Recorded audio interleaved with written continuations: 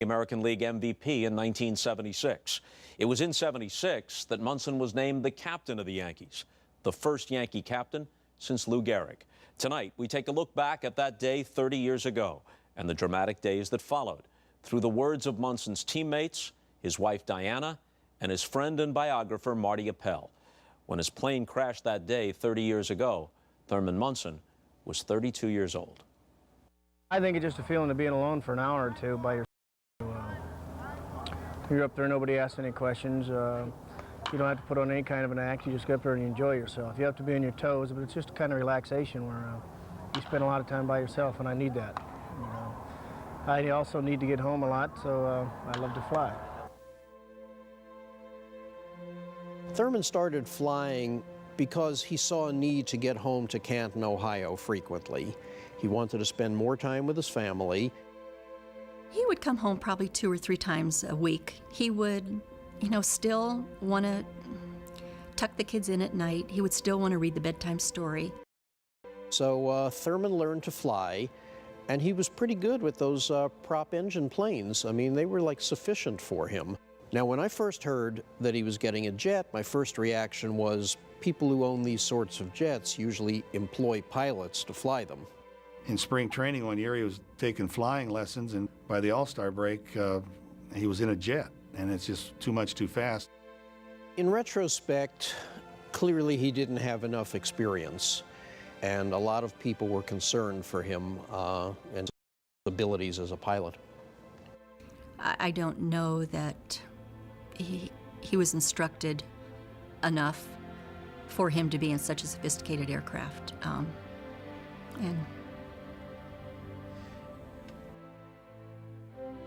On Wednesday night, August 1st, the Yankees finished their series in Chicago.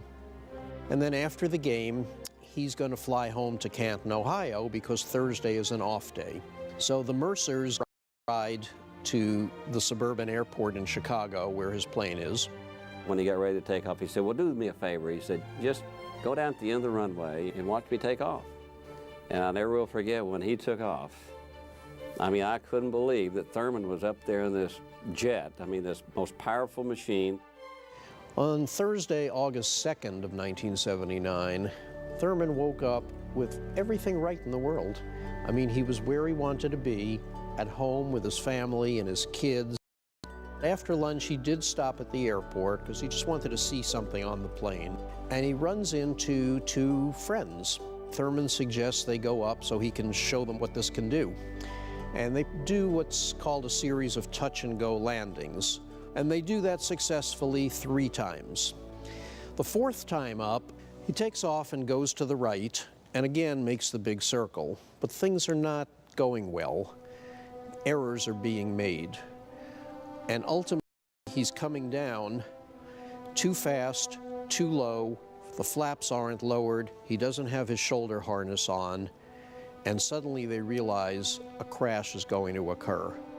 But miraculously, Thurman brings this thing down in a field adjacent to the airport. Now the plane is going at super speed across the ground. All 3 would have survived had it not come to a halt against a tree stump. It hit the left wing and dislodged Thurman's seat from its track. The other 2 guys leaped out of their seats and began to try and pull Thurman out, but he was dead weight. He couldn't assist. His last words were, "Are you guys okay?" They couldn't get him out. They tried everything. And then the plane burst into flame, and they had to flee, and they had to leave Thurman in there. It was a horrible, horrible ending. Yankees and sports fans everywhere suffered a great loss tonight, that of star catcher Thurman Munson, who was killed this afternoon in an airplane crash. Catfish lived across the street from me, and he came knocking on my door that night, and he says, "You're not going to believe this." He says, "Thurman's dead." I thought, man, he must be joking. My first reaction was shock. My second reaction was anger at Thurman because of the airplane. It was the most sickening, shocking ever happened to me. 3 people came to the door and told me what had happened. And just changed our world.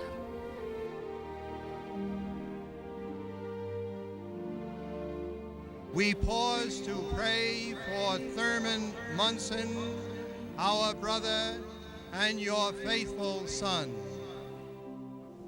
Friday night, Yankee Stadium turned into a cathedral. Give him light, joy, and peace in heaven with you forever and ever. And the most touching thing was Mr. Steinbrenner's concept of leaving home plate empty as the other 8 position players took their position for the moment of silence. But a moment of silence doesn't work in the Bronx. These are baseball fans, and this is Yankee Stadium.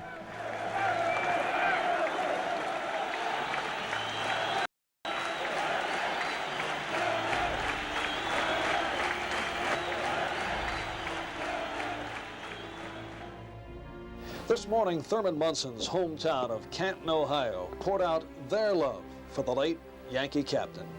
Monday is the funeral, and the whole team is going, so the funeral is moved from a funeral home to the Canton Civic Center. Bobby Mercer and Lou Piniella delivered the eulogies. Thurman Munson, who wore the pinstripes with number 15. But in living, loving, and legend, history will record my friend as number 1. They paid their final goodbye to Thurman and then went back and made it in time to play a very, very memorable game that night. He was the only Yankee ever to have been named Rookie of the Year in his league and the most valuable player. And he was the pride of the Yankees. Riding home on the plane from the funeral, Billy had told me that, he said, look, don't even worry about playing tonight. And I told Billy, I said, for some reason or another, I feel like I need to play tonight. And so Bobby was in the lineup, and the Yankees went out and played the Orioles. And they're playing kind of lifeless baseball. And then in the 7th inning, Bobby Mercer hits his first home run since returning to the Yankees some weeks earlier. He did drive it down the line. It's fair. It is gone. This is the man who broke down this morning in the middle of his eulogy at Thurman Munson's funeral services. They were still losing by a run in the 9th inning, and now Dennis Martinez had been replaced by Tippy Martinez. Now it's time for Bobby Mercer with runners on 2nd and 3rd. Now there's no way Bobby Mercer would bat in a situation like that.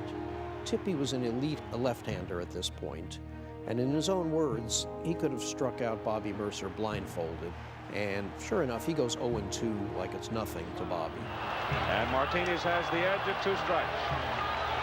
Why is Bobby up there? Lou Piniella is among the players on the bench, a right-handed hitter. But this was, again, instinctive. Billy Martin just felt something magical within him. Ball is hit down the left side. It's a fair ball going to the corner. Randolph turns at 3rd. Here comes the score. The Yankees win 5-4. And so the New York Yankees, on a day when they buried their team captain and leader, and the hero, Bobby Mercer, one of 2 eulogists for the Yankees today in Kent. It's a ball game. The people that played in it will remember the rest of their lives. I remember after the game, everybody going and one by one, standing in front of his locker. And I am still grateful that that locker is empty.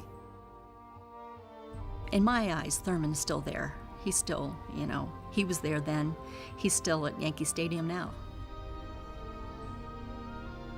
30 years later, when Yankee fans think of that day, they remember where they were when they heard the songs. People remember what they were doing, and the shared love for Thurman and grief that the fans felt brought everybody together for those days. A footnote here: with the move across the street to the new Yankee Stadium, Thurman Munson's locker is no longer in the Yankee clubhouse. Instead, it's on display at the